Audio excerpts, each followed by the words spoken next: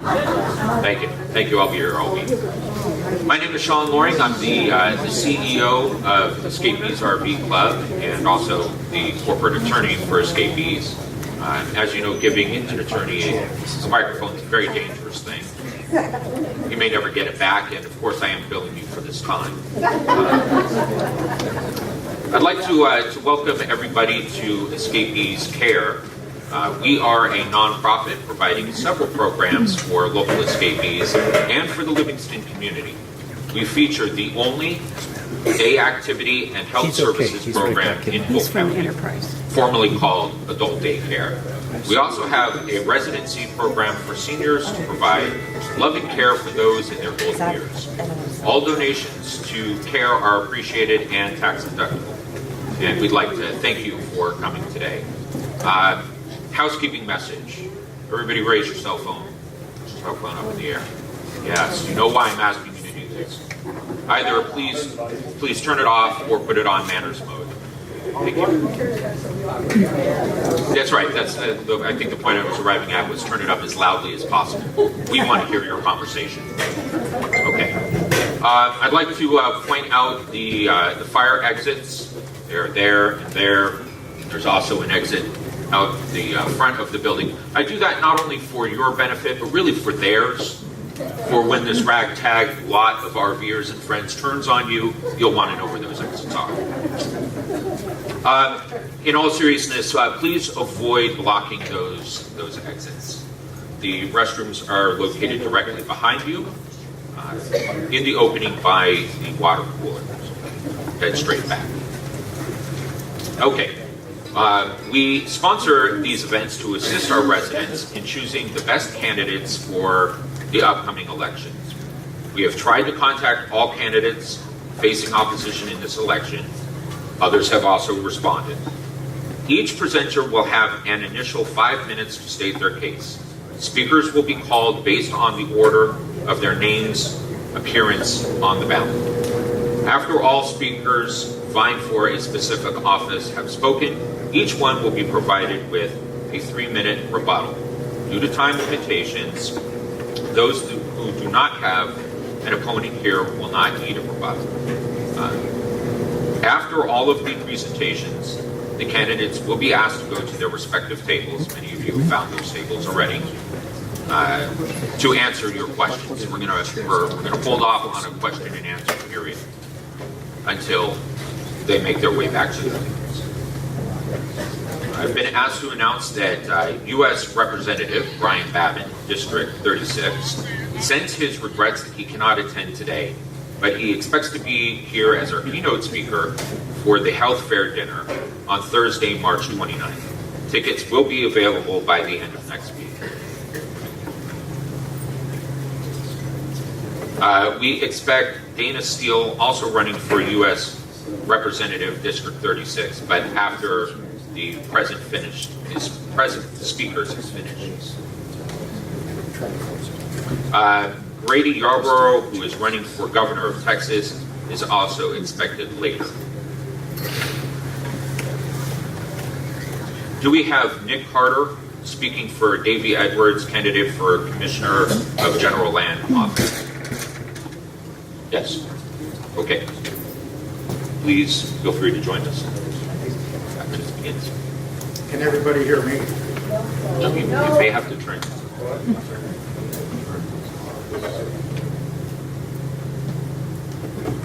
Okay. How's that? Is that good? All right. I need to ask you one question. How many of you folks have been to the Alamo? Did you know they're about to change the name to Mission San Antonio de Valero? What? We have a problem at our land commissioner's office. It's a very bad problem, and you're going to hear a little bit about it. Currently, there's a program that started in 2010 when the legislature assigned the Alamo maintenance and operation from the daughters of the Republic of Texas to the land commissioner's office. The DRT were moved into an advisory role. From 2011 to 2014, there was one meeting between the DRT and the Land Commissioner's office. The quote that came out of that meeting is, "Do you folks really think that maintenance of the Alamo means emptying the trash cans?" Nothing was being done. It was falling apart. And the legislature appropriated money. It wasn't being taken care of. Then that commissioner decided to go ahead and run for another office because our land commissioner office had become a stepping stone office. You run for it, you win, and then you run for something else. So the current land commissioner came in, told the DRT he didn't want to meet with him anyway, and now they're proposing a $450 million program to completely rechange the Alamo and rename the Alamo. If you really want to know the reason, are you watching them tear down the statues around the United States today? That's what this is. The Alamo was a symbol of the Texas Republic, and they want to get rid of it as quickly as they can. So now that you understand what the problem is, how do we have a solution? The solution is going to be very easy. We have a candidate in the race by the name of Dr. Davy Edwards. He is a land surveyor. By the way, until 1908, you could only be a land surveyor, or you had to be a land surveyor to be the land commissioner. So he is a land surveyor. He, by the way, also has a PhD in land management and geoscience. He's one of two people in the United States that with his signature can attest to the fact that this is a state border or this is a national border. He comes with great credentials. He also has been the state chairman of the Surveyors Association. He serves in a national capacity with that organization as well. He is an executive in one of the largest DFW, Dallas-Fort Worth, surveying companies. He has the business experience to be a good land commissioner. And he got into this race when he found out what they were trying to do with the Alamo. We've had too many politicians there, folks. That's the problem. What we need someone who is highly qualified and who has the guts to stand up and say, no, we're not going to do this to the Alamo. We're not doing this to Texans. And that is his promise. Now, probably the best news I've got today is 2 days ago, the Daughters of the Republic of Texas endorsed Dr. Davy Edwards for land commissioner. So we're getting in late. I've only joined the campaign 3 weeks ago. I'm from San Jacinto County. I'm a volunteer. I'm not a hired gun or anything else. I'm doing this because I grew up in San Antonio. And I know the Alamo. My junior home was within 1.5 miles of the Alamo. So I know San Antonio intimately. I graduated from high school 2.5 miles from the Alamo. So we have to do something. And the only way that we're going to get this word out is through meetings like this and the other folks that are out doing the same thing right now all over Texas. We were told by one of the candidates that grassroots campaign can't win. But you know what? If you'll talk to 20 of your friends and neighbors that are voting and ask them to vote for Davy Edwards, with the meetings that we're making now, we're going to show them. We, the voters, have a whole lot more power than you, the politicians. I thank you very much. I ask for the vote for Dr. Davy Edwards, and I'll be at the table in the back. You can ask me any question. I've got the whole chronological thing. It's not pretty. Thank you.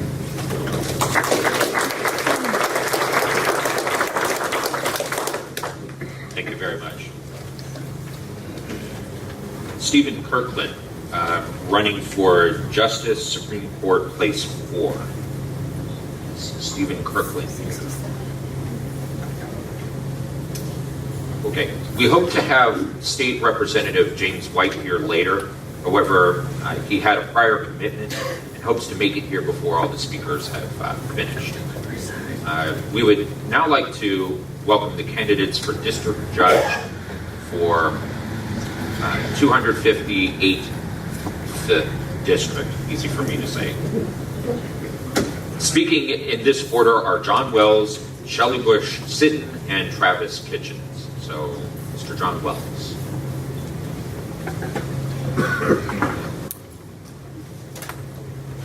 Hey, Sean. Y'all hear me all right?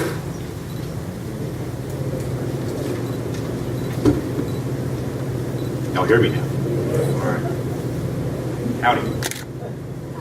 I'm John Wells. I'm running for 258 District Court Judge. Covers 3 counties: Polk County, Trinity County, and San Jacinto County. There happen to be 2 district courts that cover the same area. 258 has concurrent misdemeanor jurisdiction in Polk County. That's about the only difference.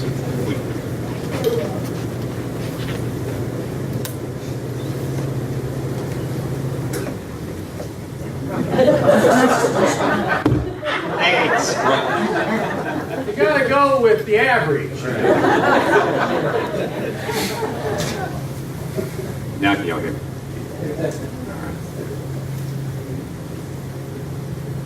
I'm an 8th-generation Texan. My family's been in Texas since before 1820.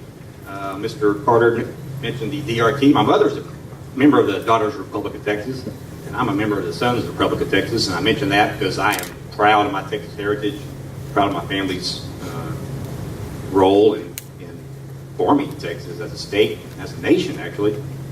I'm also a member of the NRA, National Rifle Association.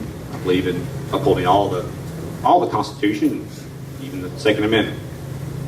My wife Tatiana is here. She's a chemical engineer. Me and my daughter Anastasia is there. If some of y'all know her, I talked to her, and y'all know she's Russian. She came to America. She didn't speak English. 3 years ago, she graduated with a degree in chemical engineering. Quite impressive. Part of the American dream. And I want to make a confession to y'all before y'all hear it from somewhere else. Maybe if y'all hear it from my opponents. I have been colluding with Russia.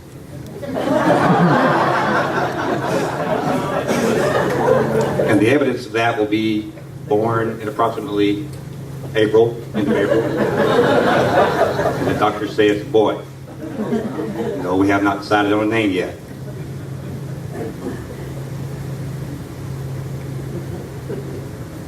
I grew up in Sabine County, which is deep East Texas, other side of Lake Sam Rayburn. A very small area. It's even smaller than Livingston. People say Livingston's a small town. I disagree. I don't think Livingston's that small of a town, unless you've grown up where I grew up.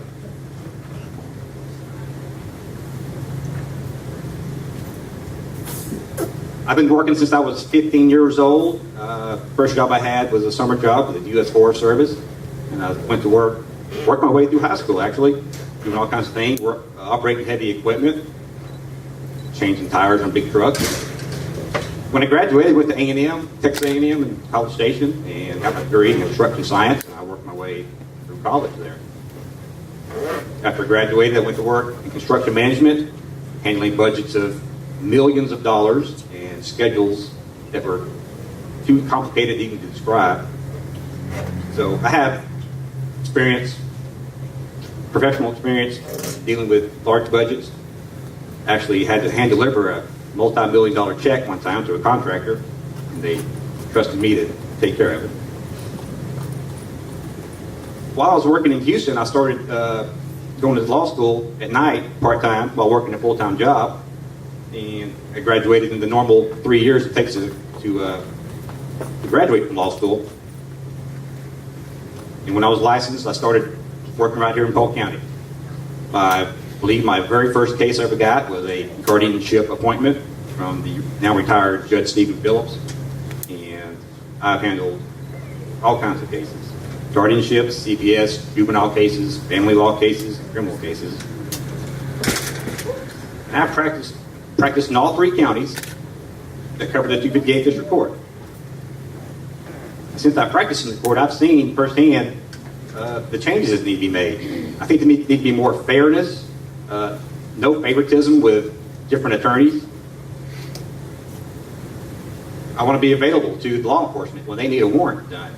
If they need somebody, they need a judge down at the hospital to do a blood warrant, I'm willing to be available to that. Call me at 3 a.m., I'll meet you down there.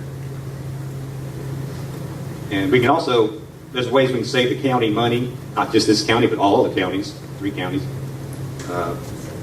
by not having the attorneys sitting in court all day waiting for the court, by not sitting in the court all day waiting for the cases to be called. There's ways to streamline that, saving everybody money. Because the lawyers are sitting there, if they're appointed and the county's paying them, they're billing you, believe me. I know, because I've done it. Got to make a living. I believe that people should be held accountable for their actions. Punishment ranges. Punishment should fit the crime. And I believe we need a conservative judge here in Polk County. A conservative judge who will help keep this community safe. Thank you. That was 5 minutes? That's the first time, y'all, I've ever stretched it for 5 minutes. Thank y'all.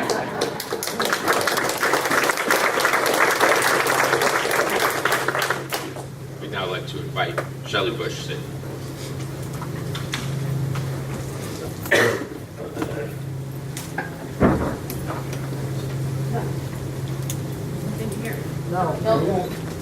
Can you hear me now? Great. Not near as tall as John, so I'm just going to hold the mic. My name is Shelley Sitton, and I am running for the 258th District Judge. Some of you know me here. I am on the care board here. I enjoy being on the care board because I enjoy helping people, and that is why I went to law school. I graduated from Texas A&M in 1990 with an accounting degree, and I was going to immediately go to law school because I had grown up working with my father, and he told me one day, he said, you can be a rich attorney or you can be a helpful attorney, you choose. And I went, okay, Dad, which way did we go? And he said, well, I think you know which way we went. And I said, okay, we were the helpful attorney. And I finished, and I was fixing to go to law school, and I came and I talked to some of the judges, and they said, Shelley, if you want to be a good person who can help people and be a good attorney, you need to have a background other than just the law.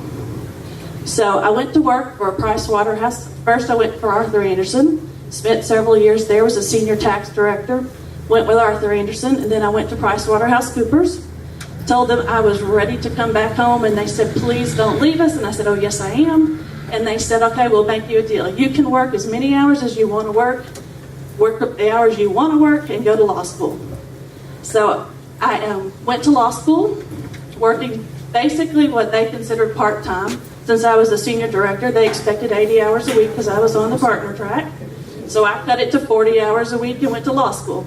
Graduated with honors, enjoyed it, thoroughly loved it. Finished law school, and they said, now we can talk you into staying, right? We'll move you to litigation. And I said, no.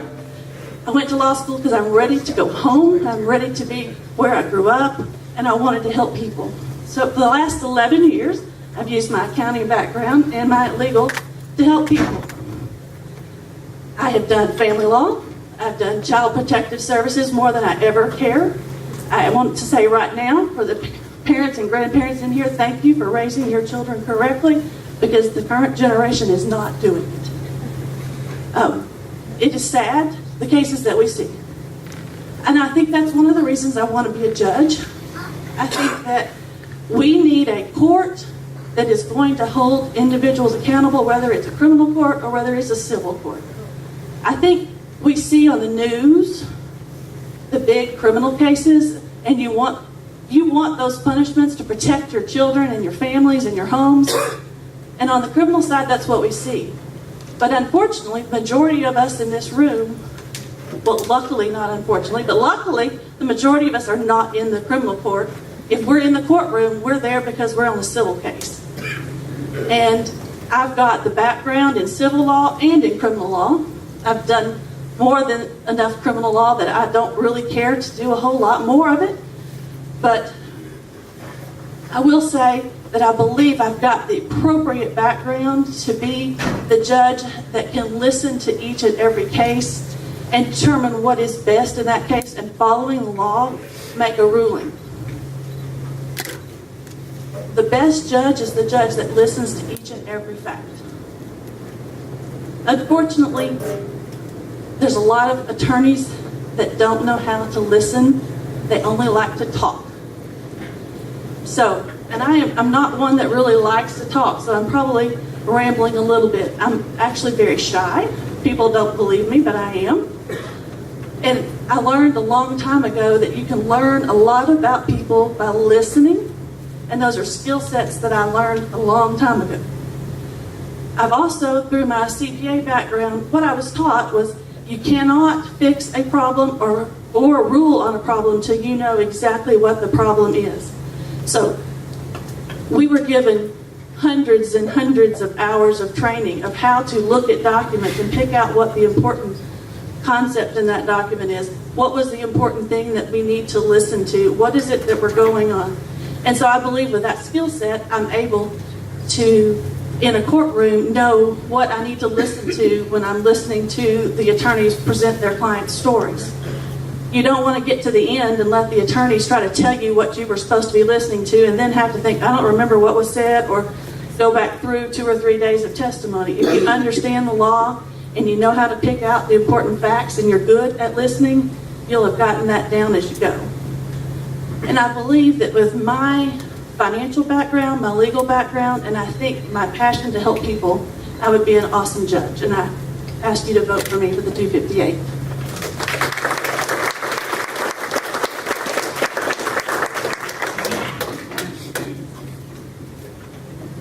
That's for you, Russ. We have another latecomer, Stephen. He's, Come on up for a speaker. well, wait. Did you want Stephen or Travis? Hi, Stephen.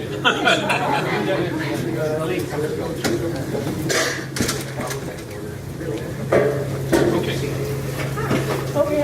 This is for me. This is great. I get thirsty when I lie, so. Fantastic. Hello. Woohooing across. Welcome. Yes, please. The latecomers go at the end. Yeah. Ladies and gentlemen, the latecomers go at the end. They go to the bathroom. Hi. Travis, this is your opportunity, so. Okay. So I'd like to, at this point, invite Travis Kitchens to speak to us. Is that better? Oh, that's much better. Okay. Sorry. Mr. Travis Kitchens will now speak.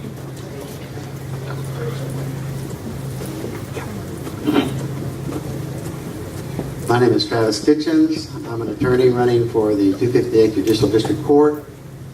I have practiced law in this district since May the 1st of 1977. I was hired by Joe Price in April of 1978 to move here and be an assistant district attorney for the 258th Judicial District, which covers Polk, Trinity, and San Jacinto County. That was a new district established in 1977. I moved from Waco, where I graduated from Baylor Law School in May of 1977, to work with Joe. I worked with him for about 3.5 years. During that period of time, I was able to have a private practice and started doing civil work. The 258th Judicial District Court covers the 3 counties. It's a general jurisdiction court. Here's criminal cases, civil cases, divorces, family law, and other cases of a more important nature than, say, Justice of the Peace Court, although they are just as important for the average citizen as the district court.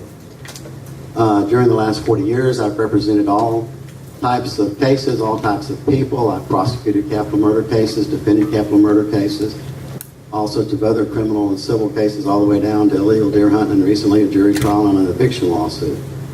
I've done almost 60 appeals in criminal and civil cases, including capital murder, all the way down to property owners association law. I have helped write legislation that helps property owners associations and organizations such as that. That was passed in the 2011 and 2015 Texas legislature with your Representative James White as very important in that work, obviously, since he's your state representative and your state senator, Bob Nichols. I have the ability and the experience and the background of actually practicing in courts for 40 years. I know how to add and subtract. I know when lawyers blow smoke and try to make up stuff and confuse judges. And I think I can see through all of that after my 66 years of living and everything that I've experienced as an attorney. Thank you.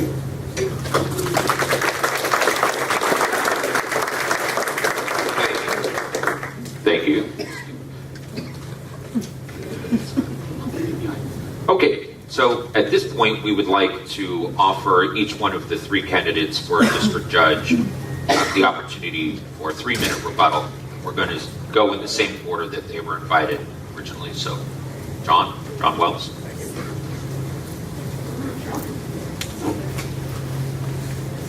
Sorry. I really don't have anything to rebut. I'm not going to bore you for 3 minutes. John Wells, appreciate the vote for 58 District Court Judge. Thank you. Thank you very much. Shelley.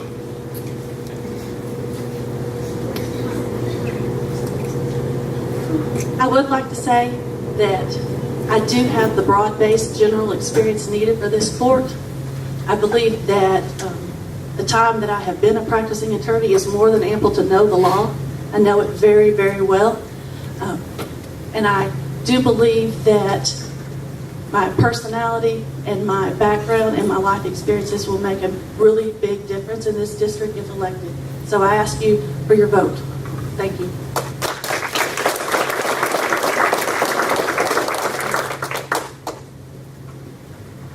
Mr. Travis. Well, I don't know what to rebut. I would just say that as far as what is the character that's necessary, I've been married for over 40 years. I grew up on Air Force bases. My father's retired aviator, navigator in the Air Force, flew in World War II in Korea, and flew 52 nuclear bombers until he retired. I know family values. Like I said, I've been married 40 years as the middle of 7 kids. I know what it means to get up and go to work. I've been getting up and going to work ever since I was 10 or 11, doing some kind of work. I worked my way through law school. I think that I have the experience, the intellect, and the compassion and the character to be your next district judge. Thank you.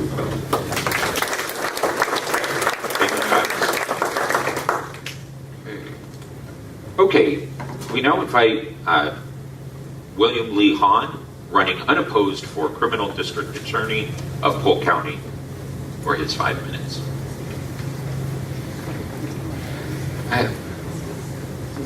No, you gotta flick it over. On. You're welcome. The operative word that he just said was unopposed. So much to the envy. I suspect several other people on this at the podium today. First of all, I'd like to thank Escapees and CARE for hosting this event. Sean, Russ, Salita, thank you. Hold the mic up. Thank you all so much for your presence in our community and the wonderful things that you do for the people of Polk County. We certainly appreciate you very much. It has been an honor to serve as your elected criminal district attorney for the last 12 years. I've been with that office since February of 1996 as a prosecuting attorney, so this is my 22nd year with your DA's office.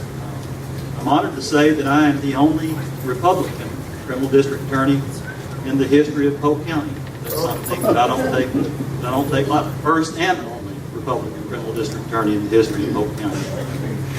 One thing I think I have in common with everybody up here, I certainly say this as your district attorney, we're about impacting people's lives in your courthouse out there, and we are all uniquely positioned to make a difference in people's lives in the work that we do, and the folks that are trying to get elected to accomplish that, they certainly need to be commended for that. They may have different opportunities, they may have different approaches or different strategies, but I mean that's what goes on in your judicial building down there when you stop and think about it. In the time that I've been with the DA's office and as your elected district attorney, we have prioritized prosecution of crimes against children. We have worked hand in hand during that time period with your victims advocacy organizations. In 2009, we founded Polk County's first child advocacy center here in Polk County. We work daily with your domestic violence shelter, Safe House, and the court-appointed special advocates for children, CASA. the work that they do is invaluable to the administration of justice and the service of victims here in our county. It is an honor to work with them. I work with some of the best law enforcement officers in the state of Texas. We are very fortunate to have a wonderful sheriff in Kenneth Hammett, 3 wonderful municipal police departments with very dedicated officers, the Texas Ranger and Highway Patrol, that do a fantastic job in the work that they do. They do a great job in investigating crime and bringing us prosecutable cases that enable us to do justice there in your DA's office. The flip side of that, or the back end of that process, is our courts. And the folks that you just heard up here talking to you just now that are running for this 258 district bench, one of them is going to be an indispensable component of your justice system here in Polk County when they're elected. We need good jurors. We need good conservative judges. I love it when people from escapees show up on our jury panels down there. I know you guys are busy. Y'all have lives. But that's one of my big soapbox issues is people responding to that jury summons when you get it in the mail and not making some excuse as to why they can't come serve. Because we need good people like yourself to come down there and be a part of the justice system so that justice can be obtained. Same thing with our judges. These judges, of course, they all are going to be fair. I think in their heart they want to be fair, but from time to time these judges are called upon to sentence some really bad people. Those of you who've been keeping up with the news the last couple of weeks, Judge Casey Jones, and I don't believe she's here, our 411th district judge, on a case my first assistant prosecutor prosecuted against a guy that did some horrific things to a little 5-year-old girl. He was convicted by a Polk County jury, and Judge Jones gave him a life sentence in prison. Now that was justice in that case, and that's from time to time what we need from these judges. So we study these judges, and we need good, strong, conservative jurists as well. Most importantly, again, it's just an honor to serve you people. I'll be back there in the back. If you have any suggestions or questions about how we can operate your DA's office better in service of the citizens of Polk County, I'd be happy to answer your questions. But thank you again for having us here.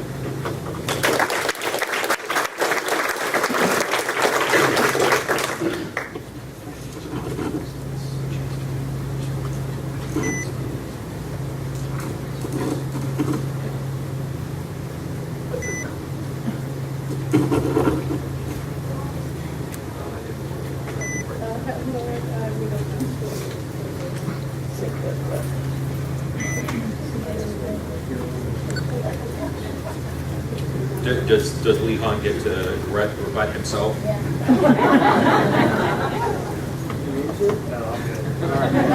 you want to refute anything that you've said? No, fine. Well then, we will, yeah, right. Then we would like to welcome the candidates for county judge, speaking in the following order: Sidney Brown Murphy, followed by Benny Fulgham. Sidney. Thank you, sir. And also thank you to CARE. I was one of your board members at one time also. Shelley and I actually served together. Okay, so I have to tell you that when I first came into office, most of you realized that we had some challenges ahead of ourselves. First of all, we had a $1.4 million deficit that we had to take care of. We had a budget that was obviously not balanced since we had that kind of deficit. And as if things weren't bad enough, right about then is when Walmart closed also. So we had bam, bam, bam, multiple challenges. So the good news is we were able to eliminate the deficit, and we did that by going through line by line by line, cutting out things. We did not replace people that had retired or resigned, and so we held our own, and we got through it. And we've had a balanced budget ever since. And we have not had to use the general fund to balance our budget. We have done it with the revenues that were generated. Now Walmart. Walmart was a challenge because we had to go into job-saving mode again. Because now we had members of our population, right, of Polk County, that were unemployed. And it all happened very, very quickly. At 10 o'clock, they told the administrators at Walmart they were closing. And at 1 o'clock in the afternoon, they let us know, and they let the city of Livingston know, and it was a done deal. So those were two big, huge things. And at the same time, what had created the deficit was the closure and the diminishing numbers that were at our detention center, which was where the part of the 1.4 million came from. So, and at that same time, as you all remember, there were some rumors going around about how we were going to have an apocalyptic event with our government, and there were tunnels being built all over the place, and so we also had people calling us, panicking over that. So one of the things that I did, one of the funny things I did with Walmart is I called emergency management and I said, whenever our military is coming through, please ask them not to park at the Walmart parking lot.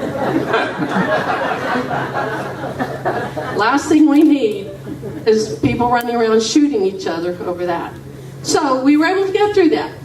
We balanced the budget, the deficit is gone, and we've been working and focusing on economic development. But part of what I wanted to do today is focus on the things that truly impacted you all, okay, that truly impacted this group. So let's start with Walmart. My first instinct when I thought about Walmart closing was, we have other grocery stores. We have other auto shop repair shops. You can get your tires somewhere else. What about the pharmacy? The issue was the pharmacy. If you will recall, the Affordable Care Act had come out, and a lot of people had signed up to be single providers. So if your only provider for your medication was the Walmart pharmacy, then that was an issue. So we immediately got on the phone, started tracking down who to speak to on their corporate board. And I'm going to tell you, I told them there are three groups of people I'm truly concerned about. I'm concerned about our veterans, I'm concerned about our elderly, and I'm concerned about our indigent. And they said, well, they can go order somewhere else. Huntsville, Woodville, Lufkin, or Houston. Right. So I said, so which one of those definitions do I need to explain to you? Elderly, veterans, indigent. Right? So finally we got through to them. And I'm going to tell you, I learned the very, very true significance of two little words. And that is, when I spoke to them, I said, we need our medications, not because we need aspirin. What about insulin? What about cardiac medication? Children that are indigent can't drive to get that kind of stuff, and neither can our elderly and some of our veterans. So I learned the very true significance of two words: criminally negligent. So finally I said, listen, if one person dies because they could not get their prescription, then that man is coming after you, and we're going to file with the state, because that would be criminally negligent. That evening, by 6 o'clock, they contacted us. They said, the pharmacy will stay open. And the guy said, and I guess you want the eye center open too. And I said, hey, we can handle crooked glasses, but we can't do without our insulin, right? The other thing is we did Alert Me Polk County. Is that my time or my? Oh, sorry. We did Alert Me Polk County, and I would appreciate your vote. If you have any questions, let me know. Thanks.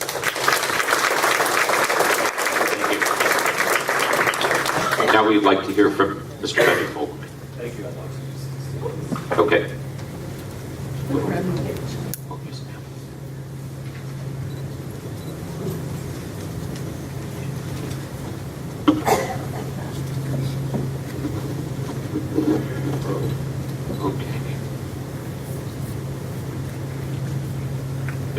Can you hear me?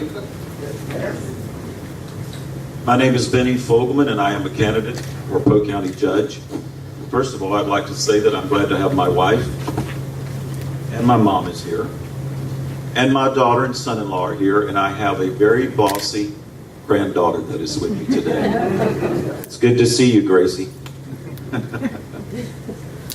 Again, I'd like to say thank you to Russ, to Sean, and to Salita for this opportunity, and appreciate you putting on this event today. Why am I running this race? I am not running this race because I need a job. I'm running this race because I need to make a difference. I have heard from people in Polk County, and they need someone in the courthouse that will listen to them and to be their voice. I'm running this race because I have heard from some of the county employees, and they feel unappreciated and disrespected by this current administration. I'm running this race because just to visit this week with the sheriff, they have some job openings, but they have not had one single person to apply for those positions because of the current pay structure. The very stake of Polk County's safety is at risk. I'm running this race because I feel that we need jobs in Polk County so we can expand our tax base and increase our sales tax revenue.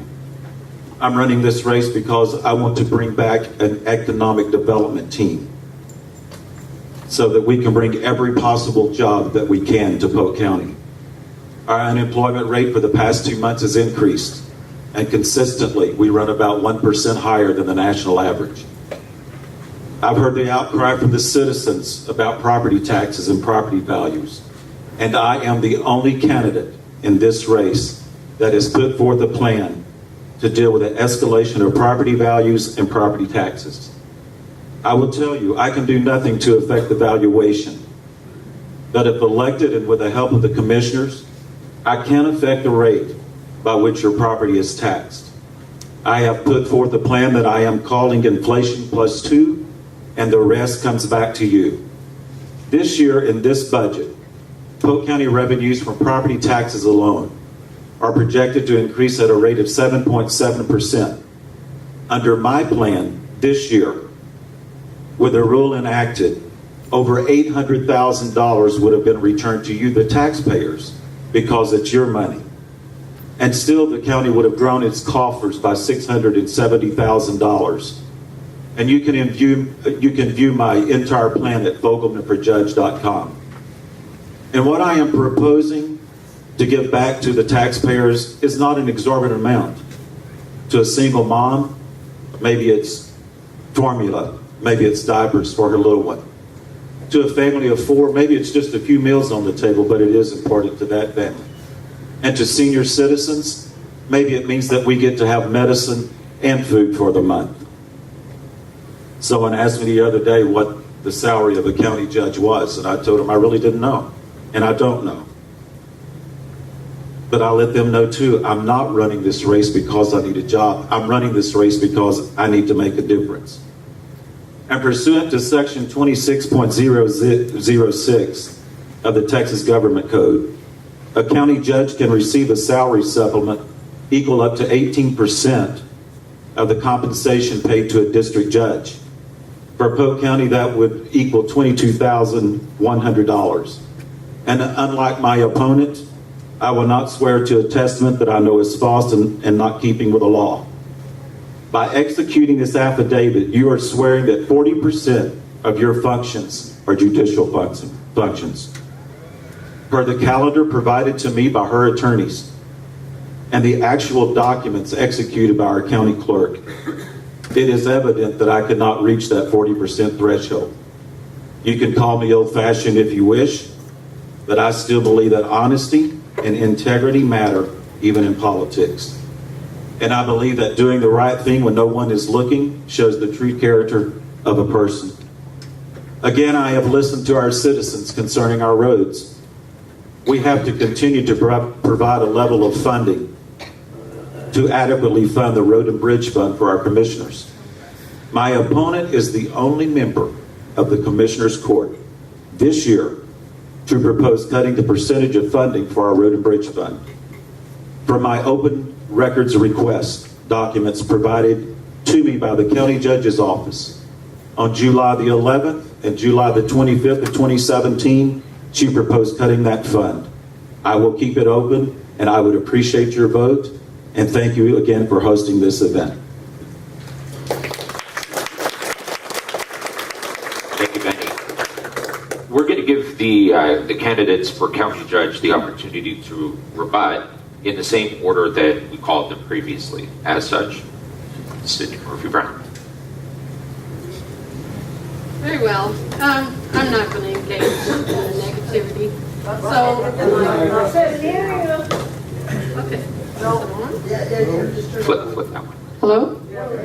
Okay, I'm not going to engage in attacks. So let's discuss this. First of all, if you look at the record, the funding for Road and Bridge has gone up every year, consistently. That's in the documents also. If you're 65 and older, your taxes are frozen.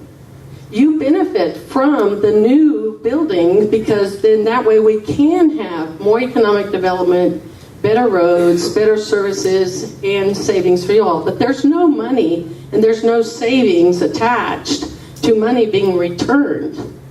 Okay, the average homeowner, and because I did the math on it, the average homeowner could sacrifice 15 deputies, that's what it would take for our budget, 20 clerks across the county for a $4 a month savings to those people that are the average homeowner in Polk County. So you have to decide. Now think about the 80s. In the 80s, the inflation rate was 10% to 13% in 1980 and 1981. That's when Matt and I got married. We couldn't buy a house because interest rates were at 22%. So if you say that you're going to follow the cyclical nature that occurs when you're doing the inflation rate, then you need to be prepared for it to go up and for it to go down. You need to be prepared for that. So that means that in 1981, your property values or your property taxes would have been 10 plus 2, 12%. So you can go, all of these documents are open. They're available on our website. You can check them all out. You can go look at the numbers. This last year, the 7.7 that he references, most of that is new properties. That's new structures. If we're going to have economic development, then we cannot slow down new buildings and new construction. But all of that only benefits you. It only benefits you, the taxpayer, and it certainly benefits those of you that are 65 and older, because you are not going to carry the burden for that. It's those of us that are still working. It's those of us that are younger. And I'm not even going to address any other accusations. Thank you, though. Appreciate your time. Thank you, Sydney. Now I invite Mr. Benny Fogelman to rebut. I would like to address the matter of 65 and over. We keep hearing that your taxes are frozen, and that is a true statement. However, what happens when you get ready to sell your property and you haven't been paying attention to those valuations going up? Let's say a couple that's 35 years old wants to buy your house. When the underwriter at the lending institution begins to look at that process and to process that loan, it's not going to be on the current rate structure of someone that is 65. They're going to make you go back and figure what the taxes are going to be for you without that 65 and above exemption.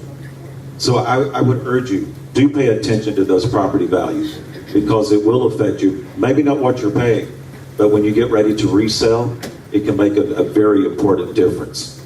Again, I would ask for your vote. I would ask for your support.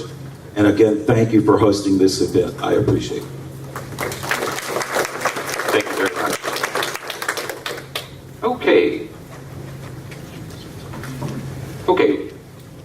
We'd like to welcome Shalina Myers-Hawk, who is running unopposed for county clerk. Do you want to use this?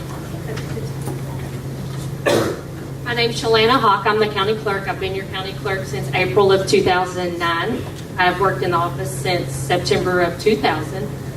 Our office is responsible for pretty much every major milestone in your life, beginning with your birth and ending with your death. My office is also responsible for elections. I'm the elections administrator for all of the elections in Polk County. As you know, currently we have begun receiving applications for ballots by mail. I have those at my table at the back if any of you still need those.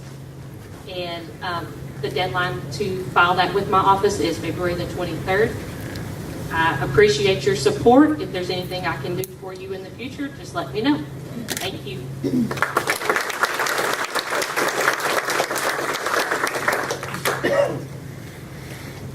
Thank you very much. Okay, so I'd like to invite at this time Mr. Stephen Kirkland, who is running for Justice Supreme Court, place number 4. Which one is this one? I'll do this. Get on. Is it on? Yeah. Hi, I'm Judge Stephen Kirkland. I have served you all, well, actually, I've served the citizens of Harris County as a judge for 13 years now. And I am running for the Texas Supreme Court Place 2. And the reason I'm running is because I'm angry. There's one thing, by the way, I'm unopposed to the Democratic primary, and I'm in general election mode. So I recognize there may be some Republicans in the room, and I'm okay with that. And I want you to know that I want your vote. And the reason I want your vote is because the Republicans who are serving on the Texas Supreme Court are not the Republicans you grew up with. These guys have gone off the deep end in terms of activism. There's a couple of things actually that we all hold common. We all hold the Constitution as a special, some of us even think it's a sacred document. And within the Constitution, there's some core concepts that we believe in that define us as a nation. Among those is the law is the law, and that everybody is equal before the law. We all expect when we get to the courthouse that we're going to have a fair chance to be heard, and that our case is going to be judged on its merits. Yet what we've been getting from the Texas Supreme Court over the last 10 years has been political decisions that really do not belong in a courthouse. In 2012, they made a decision that you all should be the guarantor of an investor's property value who went down and bought a property on the beach in Galveston. The hurricane came through and moved the property line, and she couldn't build back her house. She managed to get before the Supreme Court and convince them that that somehow was a government taking that you all had to take care of. That effectively gutted the Texas Open Beaches Act. Now, I don't know about you all, but when I was growing up, one of the only places I could go, because I was not wealthy, for fun and games, was the beach. And I grew up in West Texas, and I went to school at Rice University in Houston, and that was what I would do on the weekends, was I'd go down to Galveston, go to the beach. That was my place. It was special, and I never had to worry about whether I was on somebody else's land or not, and I never had to worry about how to get there, because I always knew it was there. They have followed that decision with decision after decision after decision, where they're making political decisions to benefit some political crony that supports their version of their party to the exclusion of you and me. I'm sorry. They sided with polluters to preempt local regulation of land use in Houston so that rock crushers could build a rock crushing plant next to a home. Now that's not right. You don't want it next to your home. I don't want it next to my home. And that's why we have local rules, right? Is so that the local folks can figure that out as to where that rock crushing plant goes. But they made a decision that said, no, that's not true. We in Austin know better. Then this past summer, they made a decision where they collectively thumbed their noses at the U.S. Supreme Court on marriage equality. Now, I don't know where you are on whether you believe gay people should get married or not, and I don't care. The point is that the U.S. Supreme Court has decided that case twice. And they've decided it twice and said that it is the law. And if you're going to offer marriage to one group of people, you got to offer it on the same terms and conditions to everybody else. Everybody is equal before the law. And yet your Texas Supreme Court said, no, we don't think so. And you, U.S. Supreme Court, you may be the U.S. Supreme Court, but we're going to keep this case alive so people can continue to talk bad about gay people. It's time to get beyond that. I am Judge Stephen Kirkland. I have served as a judge for 13 years in Houston. I know how judicial decisions from the Supreme Court get used in a courtroom. My opponent has not. He has not been a judge. He was just appointed to the Supreme Court by, I think that's my cue, was just appointed to the Supreme Court by the governor. And so he doesn't have the real world experience to put it to life. I want your vote. I'm Judge Stephen Kirkland. Thank you.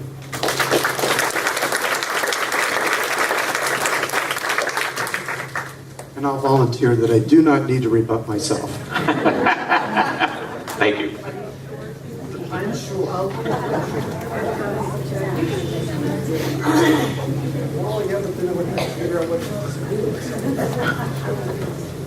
There's quite a commentary going on where Judge Kirkland is deciding whether to rebut his own comments.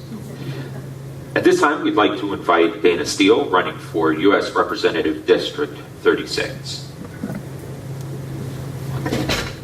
And thank you so much for having me out here today. I'll tell you a quick story real fast. I was introduced by David Crosby of Crosby, Stills and Nash to a young NASA pilot about 30 years ago who I ended up marrying. I call him the Wonder Husband. And we honeymooned with some friends of my parents in their RV in Cabo San Lucas on a bluff overlooking the Sea of Cortez. When Tess and Jack were not in Cabo or in New Mexico, they were in Livingston, Texas, here at Escapees. So I see a lot of Tesses and a lot of Jack Tankreds out here. And I did not think I would get emotional telling that story, but I am. They were a big, big part of my life. And it would be a real pleasure if they were here today.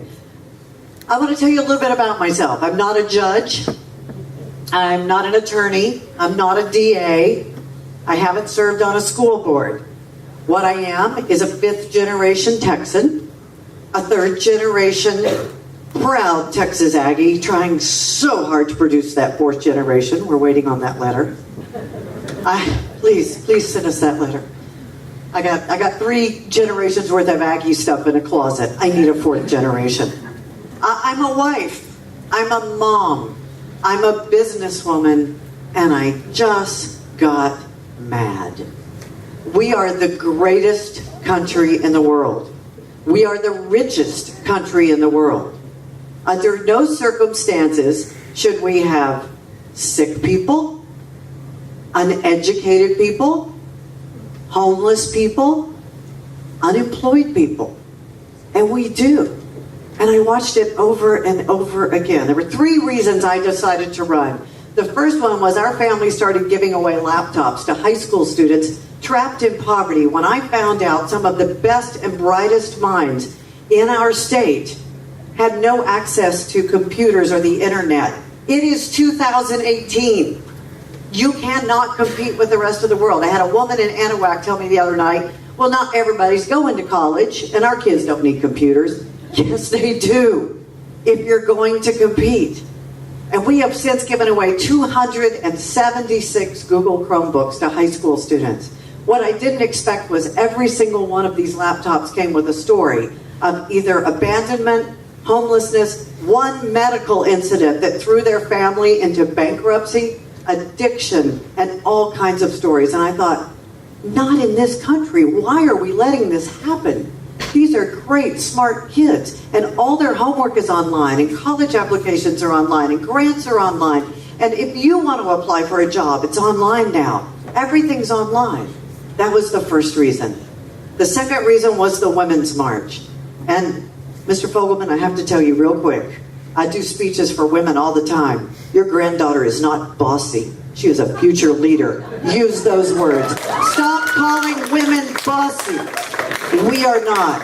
We are future leaders and we are bosses. And wherever she is, you go, girl.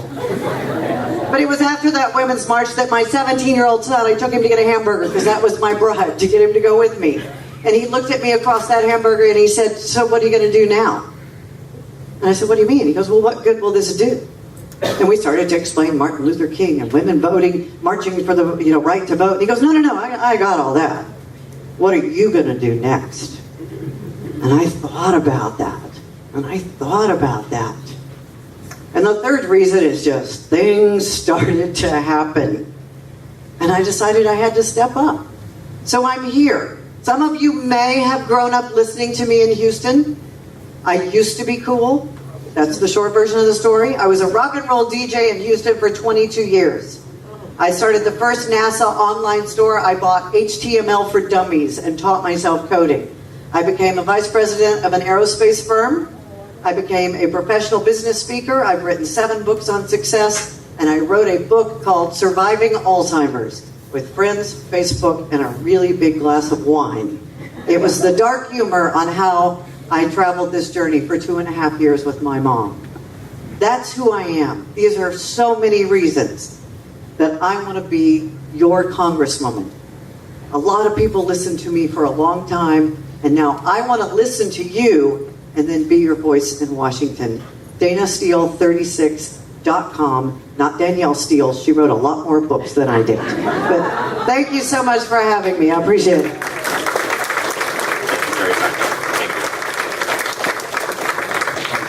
Okay, did Grady Yarborough sneak in when I was looking?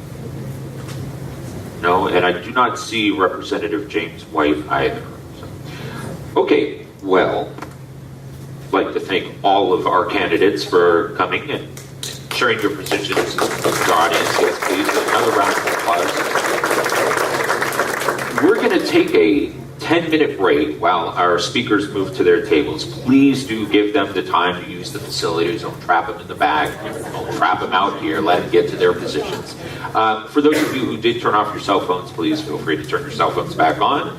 And take pictures and post and be sure to tag all of us. And be sure to take pictures and post and tag all of us. Hey, it's free advertising. You're like Sigourney Weaver in Galaxy Quest. I'm kind of like Sigourney Weaver in Galaxy Quest. Yes.